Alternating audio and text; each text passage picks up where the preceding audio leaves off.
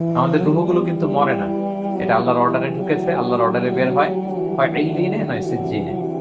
বিশ্বাসীদের রুহগুলো ইল্লিনে থাকে, আমাদের রুহগুলো যেন সেখানে থাকে, আমরা আল্লাহর কাছে কামনা করি, আমরা করি আমিন।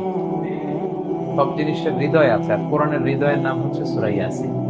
যে ব্যক্তি একবার সূরা ইয়াসিন পড়ে, সে 10 বার পুরো কোরআন পড়ার সওয়াব পেয়ে যাবে।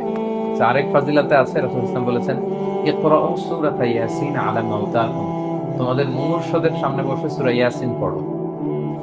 মৃত্যু পথযাত্রী এখনই মারা যাবে, অসুস্থ হয়ে পড়ে আছে, তাদের যাতে কষ্ট কম হয়, লাঘব হয়, রাসূল ইসলাম বলেছেন সূরা ইয়াসিন তার সামনে বসে পড়ো। কেন? এটাকে সামনে বলবো।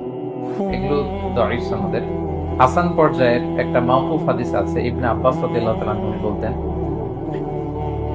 যে, যে ব্যক্তি মান ক্বারা ইয়াসিন হিনা ইউসবিহু, সকালবেলা যদি কেউ সূরা ইয়াসিন পড়ে, তাহলে সারা দিনের সব কাজগুলো আল্লাহ তার জন্য সহজ করে দেয়।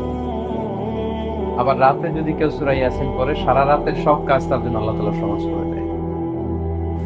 এবং ইবনু কাসির ওনার তাফসীরে মিন তাজরিবাতিহি, মানে তার এক্সপেরিয়েন্স থেকে, কোনো হাদিস দলিল না, ওনার অভিজ্ঞতা থেকে বলেছেন যে, আমি যখনই কোনো বিপদে পড়েছি সূরা ইয়াসিন তেলাওয়াত করার পর আল্লাহ তাআলা ওই কাজটা আমার জন্য সহজ করে দিয়েছেন।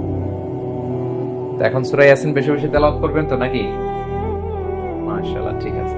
মাক্কি সূরাগুলো মূল প্রতিপাদ্য বিষয় হচ্ছে তাওহীদ, রিসালাত, আখিরাত। মাক্কি সূরাগুলো সাধারণত তাওহীদ, রিসালাত এবং আখিরাত নিয়ে কথা বলে। সূরা ইয়াসিনও তার ব্যতিক্রম নয়। এই সূরার মূল কথা তাওহীদ, রিসালাত এবং আখিরাত। বিশেষ করে পুনরুত্থান, পুনরুজ্জীবন, the concept of resurrection, life after death, মৃত্যুর পরে যে আবার আমরা জাগবো ঘুম থেকে, আবার জীবন হবে, আবার বিচার হবে, এটা বিশ্বাস হয় আপনাদের? হ্যাঁ, মক্কার লোকদের বিশ্বাস হতো না।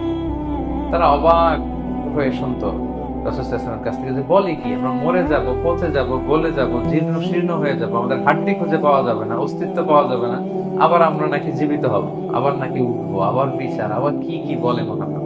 তারা মিলাতেই পারতো না। এজন্য তাদের কাছে দ্য কনসেপ্ট অফ আখিরাহ, life after death, specially the concept